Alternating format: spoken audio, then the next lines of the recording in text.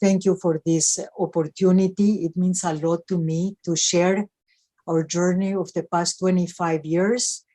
And I will start with an overview, and then some leaders of my program will talk about the different facets of the work. Brief look at our beginnings. Patricia and I started CTRP at the request of Dr. Robert Oken, then psychiatry chief at San Francisco General.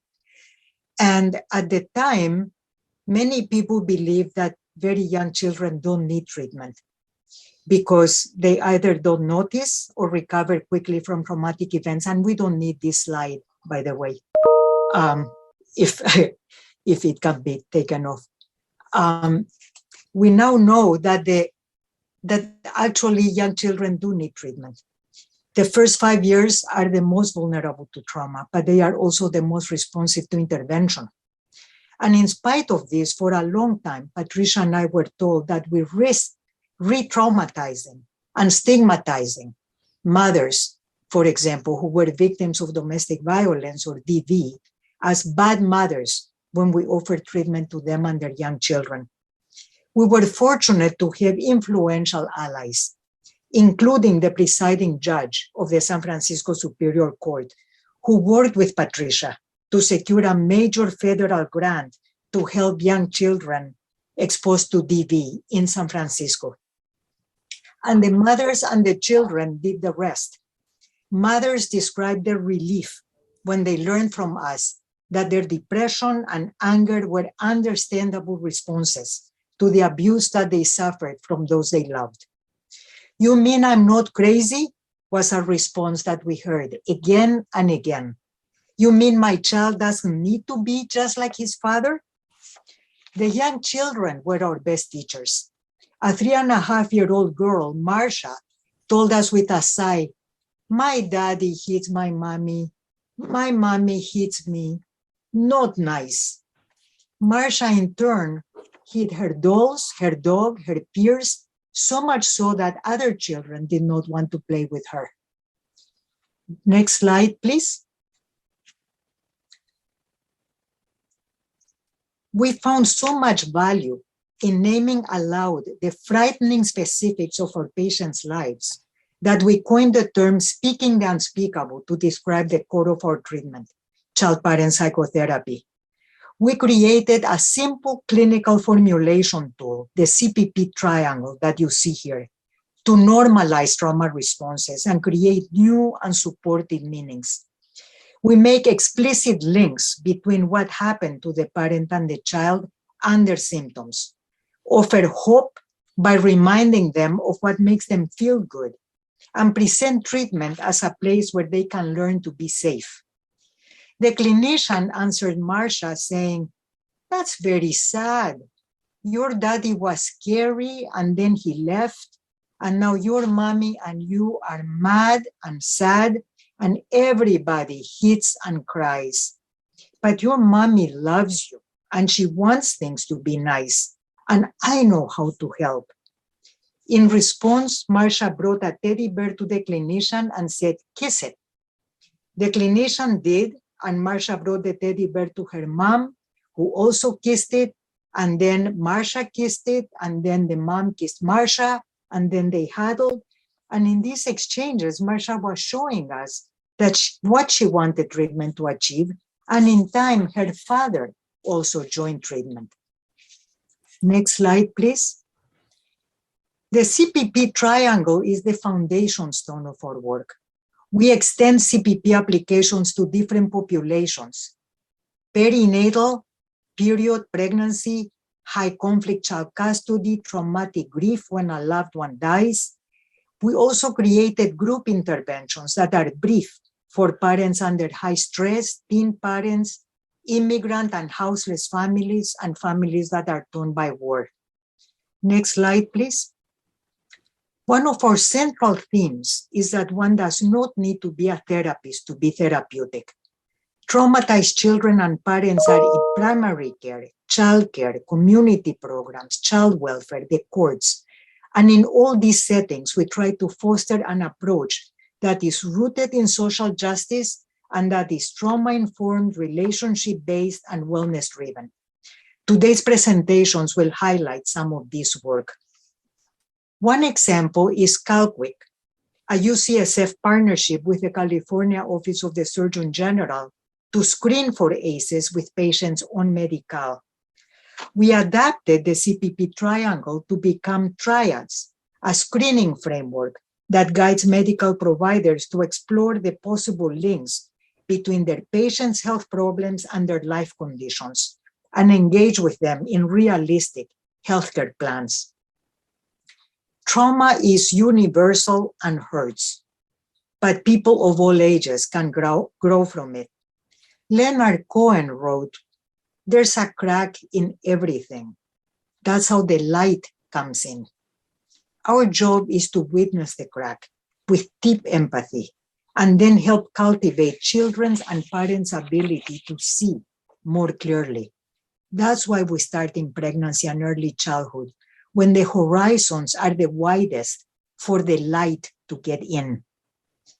And now it is my great pleasure to introduce Chandra Ghosh-Ipen, our dissemination director, who will speak about the evidence base and dissemination of CPP. Thank you, Alicia, for the introduction and for developing child-parent psychotherapy.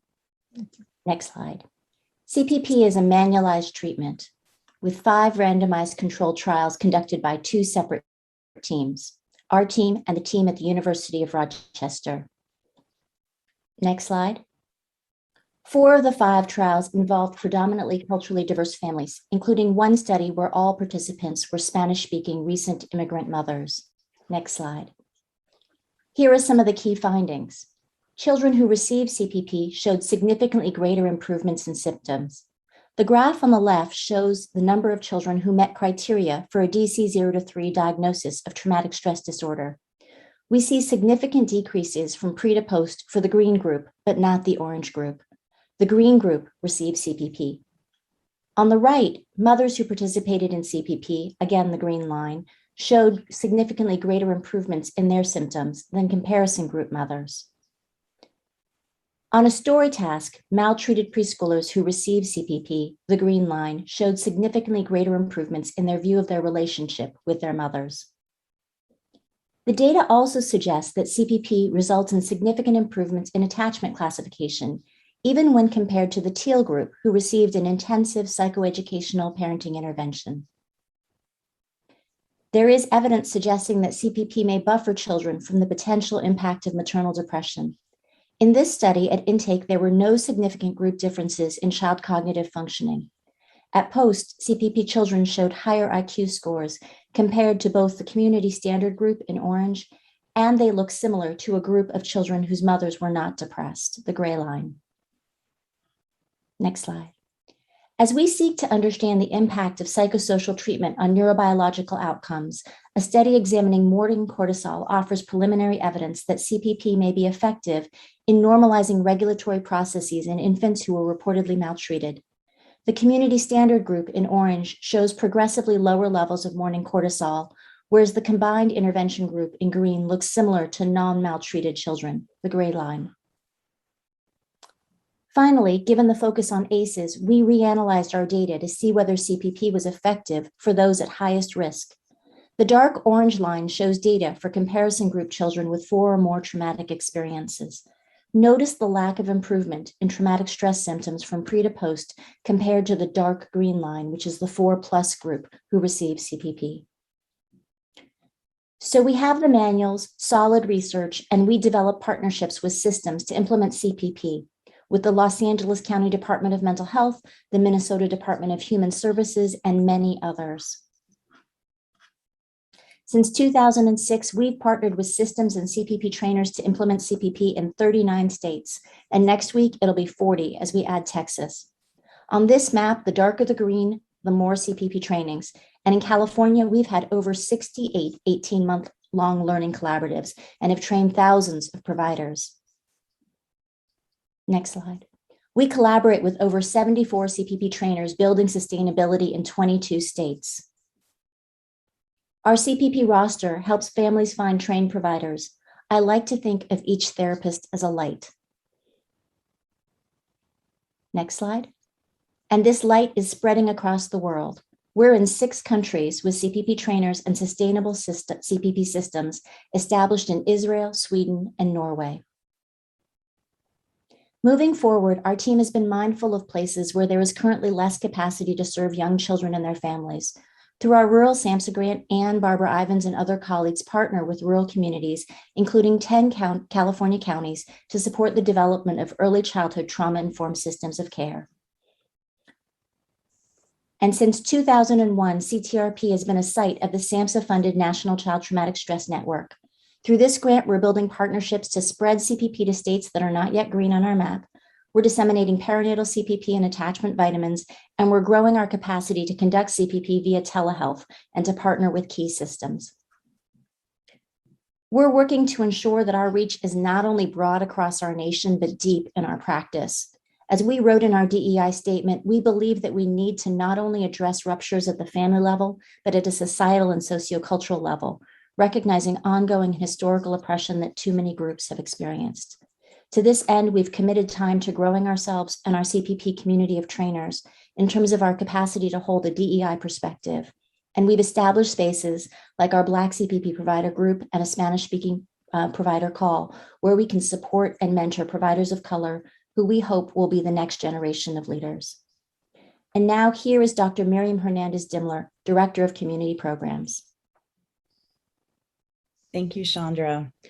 As CPP gains momentum as a premier therapy for young children and their families, CTRP is increasingly recognized as the home of CPP. The very systems that nurture our families also open their doors and invite us to teach and train staff on how to implement trauma-informed practices. Along with the Office of Head Start and its network of collaborators, CTRP is part of a 5-year grant to promote trauma-informed practices across Head Start programs nationally. We know that the impact of trauma on children and their parents is not isolated to the family unit. The systems of care that support families are also touched by structural inequalities, as well as the interpersonal, historical, racial, and systemic trauma. We are piloting a model called trauma-attuned practices to address trauma in a comprehensive way. Our goal with this model is to promote wellness for young children and families by supporting their extended network of providers, like teachers, supportive staff, and early childhood specialists. We integrate the science-based information of SAMHSA's trauma-informed practices along with the core values of CPP, which holds connections and relationships as central to healing from trauma and growing resilience. Next slide. CTRP has a long-standing commitment to our local community. For example, Alicia has consulted with CPS for over 30 years, and we've provided consultation to nearby DV shelters. Generous funding from Tipping Point community that began 13 years ago offered us the privilege of becoming, previous slide, please. We still need the map, thanks. Offered us the privilege of becoming a part of the milieu at local community-based agencies known for their success in providing under-resourced families concrete assistance and opportunities for financial advancement. The Tipping Point Mental Health Initiative places CTRP staff and learners within these organizations to enhance mental health capacity through staff consultation and training. In addition, we provide direct mental health services on site and have offered treatment beyond young children to include school-aged children, transitional-aged youth, and adults. This map illustrates CTRP's extensive reach to Tipping Point grantee organizations across the San Francisco Bay Area. Next slide, please. Here's some highlights to illustrate what is possible when you join a triad of forces: hospital, funder, and community. We served well over 2,000 clients over the years and learned that families have a high likelihood of following through with referrals when clinicians are co-located with community providers within a trusted setting, a setting that addresses multiple needs in families' life, like offering food, assistance with housing, employment, and education. We are also proud to strengthen the pipeline of BIPOC clinicians trained to navigate the complexities of delivering quality care while embedded within a community-based agency. Tipping Point and CTRP jointly received the Excellence in Partnership Award in Community Health and Policy Development in 2017. Next slide, please. Our program evaluation analyses with families who received CPP in community-based settings show that caregivers and their children experience statistically significant clinical improvements. These findings are particularly important because they replicate results from randomized controlled trials and provide evidence that CPP is effective in community samples. Next slide. Thank you. Some of our community partner sites had so many families interested in CPP that we designed a group therapy model to address long wait lists. Vilma Reyes took lead on this project and developed an intervention called Building Bridges, or Construyendo Puentes, which was implemented in English and Spanish. We saw caregivers ignite their pleasure in parenting and increase connection with their children. They explicitly asked us to lengthen the time spent in the opening mindfulness activities because, in a mom's words, I never get to relax even for a moment until I come here. We also found that a byproduct of this group was peer support, and it was common for parents to connect outside of group times and share resources. Building Bridges was the foundation for Attachment Seeds, or Semillas de Apego, which was born out of a collaboration with La Universidad de los Andes in Colombia. The heart of this group intervention was to promote healing among displaced families exposed to extreme conflict in war-torn areas of Colombia. Dr. Reyes saw the importance of tailoring the group to include tools and strategies already present among families. And so music, dance, and art was infused as ways to promote parent-child connections. The picture here illustrates some art co-created with families. A recent publication in The Lancet describes a randomized controlled trial showing that mothers in Tumaco, Colombia, who participated in Semillas de Apego, had increased connection with their children and showed lowered stress after group participation. Marquita Mays will now continue to illustrate the versatility of CPP to inform interventions with diverse groups. Ms. Mays is our co-director of perinatal mental health at CTRP and one of the developers of Embrace. We've learned a lot in 25 years. One of those learnings is knowing it's never too early to address trauma for children. How much suffering can be avoided if the parents of traumatized young children we see could be reached before or during their pregnancy. Next slide. As a program, we've dared to expand our model to the perinatal period, providing treatment for pregnant people and their partners whose readiness to nurture, care, and protect their infants can often be compromised by traumatic stress and adverse life experiences. We believe that supporting parents to be with their trauma before the birth of their child is preventative and protective for healthy infant development. To achieve the goal of simultaneously healing the wounds of the past and preventing the repetition of those wounds with future generations, we utilize the treatment intervention called perinatal child-parent psychotherapy. This intervention offers specialized clinical expertise and specific training that supports clinicians to understand the complexities of applying an evidence-based trauma treatment during pregnancy and the first 6 months of life for infants.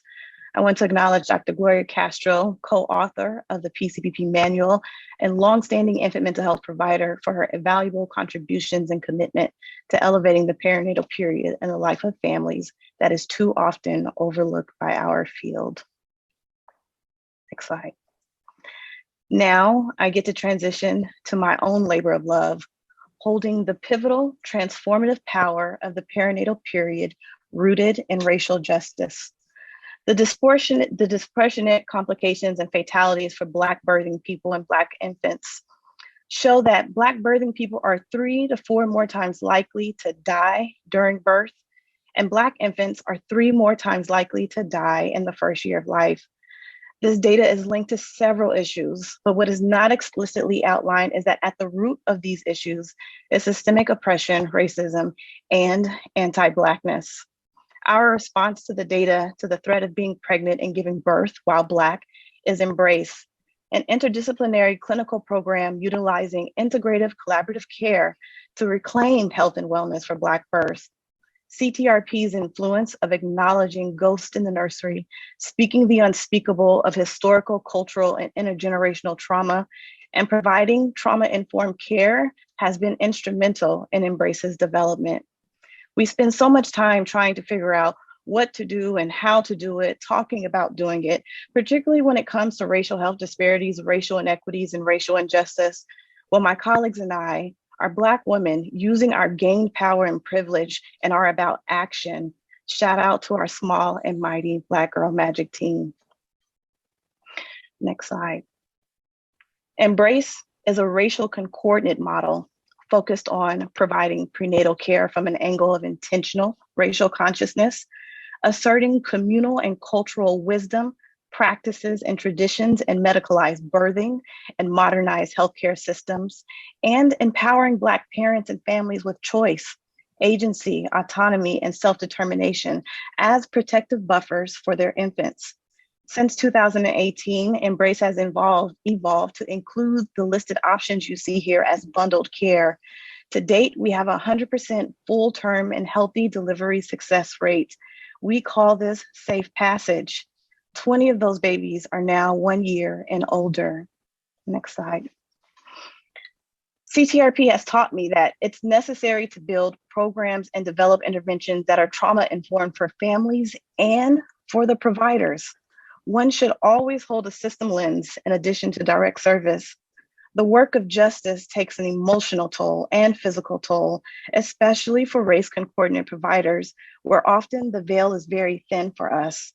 The risk of provider burnout and turnover is very high. So Embrace is deliberate in creating an infrastructure that dismantles oppressive practices, expectations, and demands of the provider team. In April of 2021, Embrace hosted our first cross-departmental interdisciplinary soul care event, allowing for connection, fellowship, and wellness to mitigate isolation and booster the pipeline and retention of Black birth workers at UCSF. Just this week, we became a recipient of the UCSF Community Wellbeing Grant to continue providing these quarterly offerings for OB and psychiatry Black birth workers in 2022. Next slide. Just like all things that have come out of CTRP, we don't keep it to ourselves and within UCSF walls. And although our efforts in the perinatal period are our newest arm, PCPP is currently piloting the Learning Collaborative training model for wider dissemination. And Embrace will be expanding provision of care in San Francisco in community-based health centers and mental health organizations in January 2022. We are speaking the unspeakable during pregnancy and taking the perinatal period seriously. Next, you will hear from Dr. Ann Chu, our research director, who will speak about how research and evaluation continue to inform our clinical and dissemination activities. Thank you, Marquita.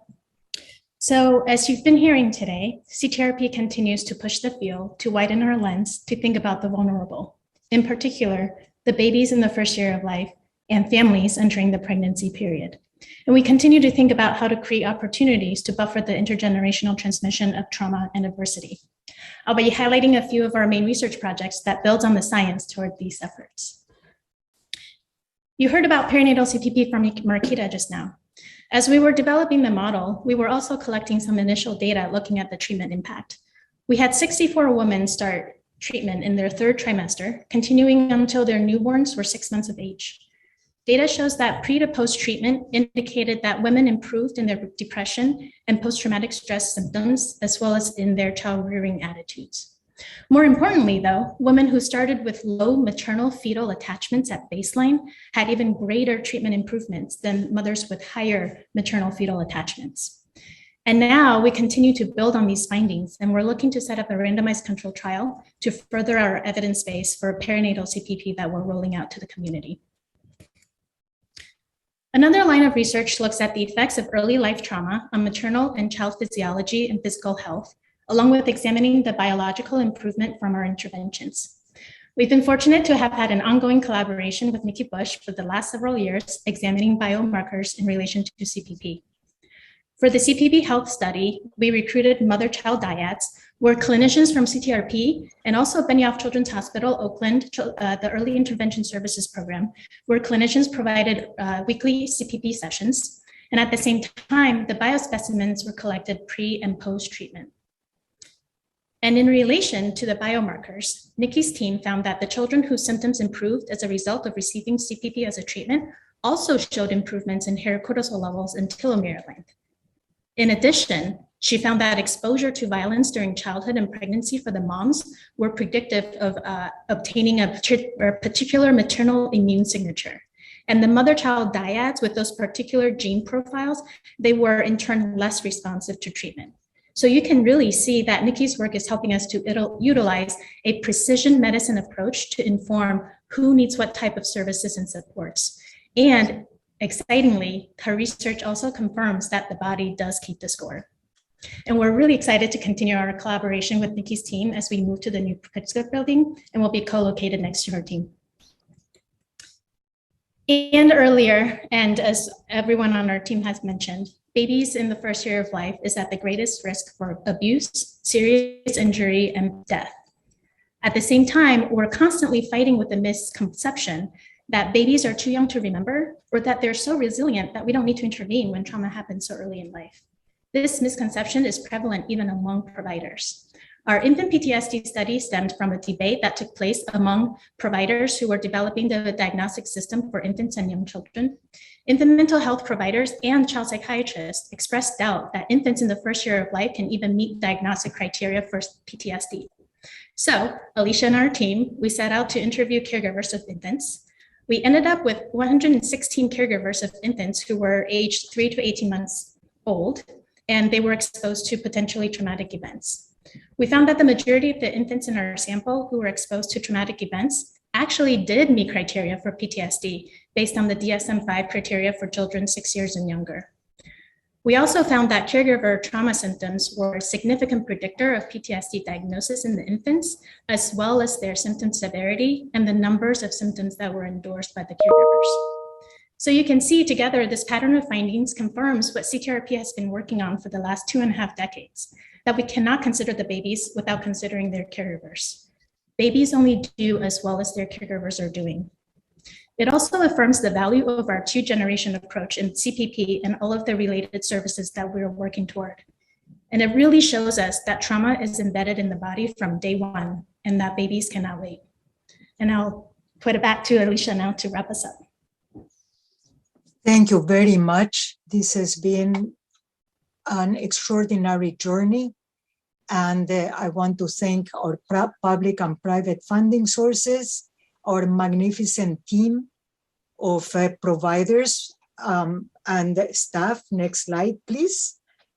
And in particular, the families in the next slide that have allowed us to be part of their village and to go back to old wisdom. This is the time to continue the work. We look forward to the next 25 years. I am proud to be working with this magnificent group of young leaders in the program, and if not now, then when? Thank you very much.